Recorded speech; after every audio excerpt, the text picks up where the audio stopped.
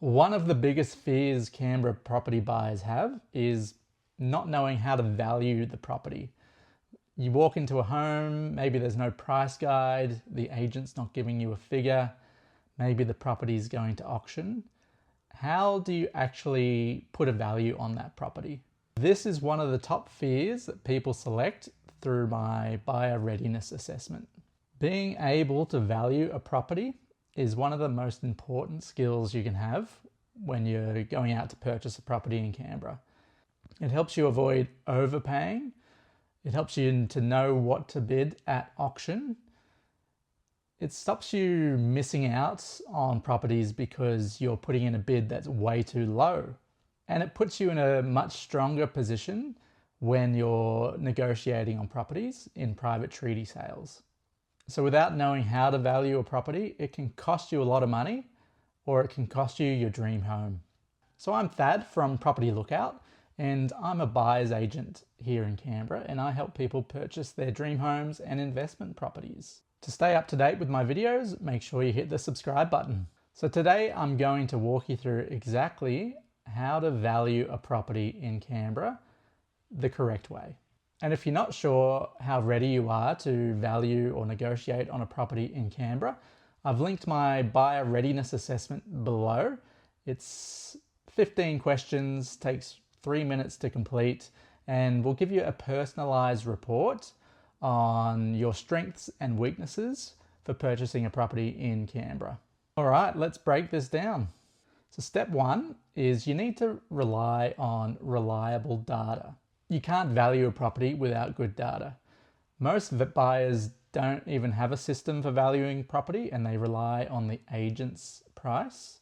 Some buyers rely on realestate.com, domain.com, allhomes.com to see sale prices. But the thing is with these websites, a lot of the time the sold price isn't advertised. So that's why professionals use systems like CoreLogic and PriceFinder, because even when the sold price isn't publicly advertised, it is recorded on these websites. These websites also have a lot of useful information like days on market trends, median price trends, and property history. They can also be pretty useful for valuing property. They also have a useful tool where you do a comparative market analysis, which can be very helpful for putting a value on the property. Step two, automated valuations are just guides and not something to rely on. So there are quite a few websites out there that give you an estimated valuation and a valuation range. There's property.com.au, onthehouse.com.au, and even PriceFinder and CoreLogic, they give you estimated valuations. But make sure you don't rely on these. These are just a guide. They only take into account the data that they have.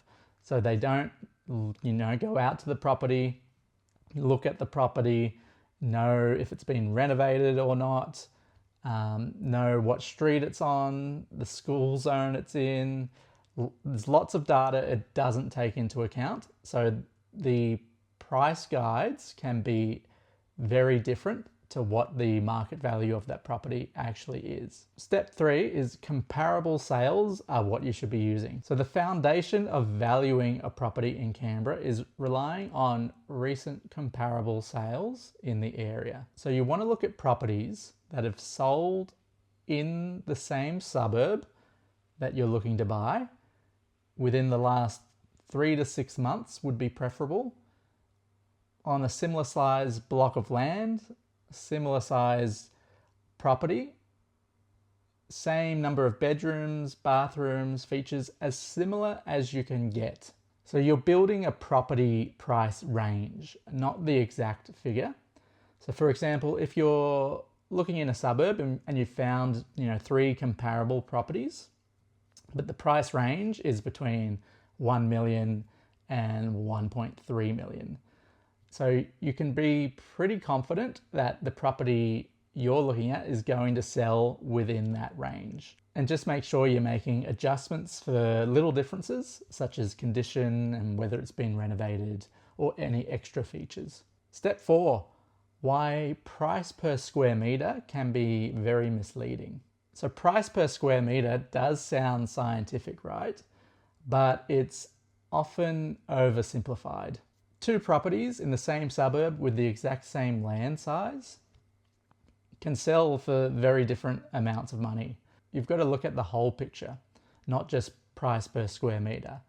Things like whether it's been renovated or not, the layout of the property, the street it's on, the views, the school zone it's in. Price per square metre can be useful to take into account, but it's generally more useful for properties that are really, really similar. Things like apartments, townhouses, properties in the same complex. It's rarely enough to rely on for freestanding homes. Step 5 is valuing rare or unique homes can be a lot trickier. Some properties are a lot harder to value, especially when there's no comparable sales in that specific area within the last 3 to 6 months. And this is when you need to widen your search for comparable sales. You need to start looking at different suburbs, that are a bit further away. Maybe look at expand your time frame. Go to a year or 2 years for when the property was sold. So remember, it's not an exact science. So you're coming up with a price range of what you expect to pay for that property, and also what you would be happy with paying for that property as well. So step 6 is you need to be looking at the supply and demand metrics as well for the suburb. So it's a good idea to track how the market is going in the suburb you're wanting to buy in, so that you know if the stock on market is increasing or decreasing. Are there lots of people turning up to open homes? Is there lots of demand in the suburb? Is that increasing or decreasing? That will inform your offer when it comes time to making it, because if you've got comparable sales that sold 3 months ago and the market is trending down, you know that you should probably put in an offer that's a bit less than what those sold for. And vice versa, if the market's increasing, demand's increasing, supply is decreasing, you're probably going to want to increase your offer compared to the most recent comparable sales. So if you're just realizing that valuing a property is quite nuanced and there's a lot to it, and you can't just rely on estimated valuations from public websites, then that's pretty normal. That's why I created the Buyer Readiness Assessment.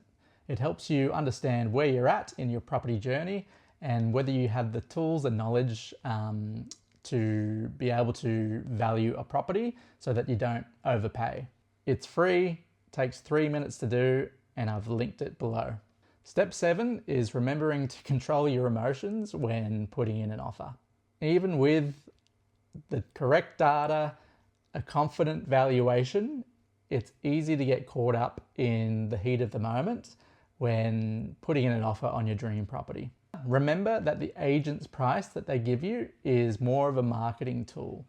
It's a tool to get people drawn into the property. So it's often represented in Canberra, if there is a price guide, as, a price or above. And usually in Canberra, it sells for above and sometimes significantly above. So your job is to stick to your value range and what you're comfortable with paying. Be confident in your research that you've done, knowing where the market is trending. Make sure you decide on your walk away number and don't go above this number. And stay disciplined. Most overpayment happens when buyers get caught up in the moment and make an emotional decision and don't want to miss out on their dream property and put in an offer that they're not actually comfortable with, and they end up overpaying, which can cause some issues down the line. Okay, so that's it. So the key points to remember is relying on accurate data, relying on comparable sales and not estimated valuations from public websites. Making sure that you stay up to date with the market trends of the suburb you're looking to buy in, knowing what the supply and demand metrics are doing. and making sure you stick to your strategy and what you're comfortable with paying for the property. So if you're planning to buy in Canberra and you want to know if you're actually ready, make sure you complete my Buyer Readiness Assessment. It will give you a personalized report with personalized insights on where you're actually at. Okay, thank you. That's it. Hopefully you enjoyed this video. Make sure to hit like if you did. Feel free to add a comment and make sure you hit the subscribe button to stay up to date with my future videos. Thanks.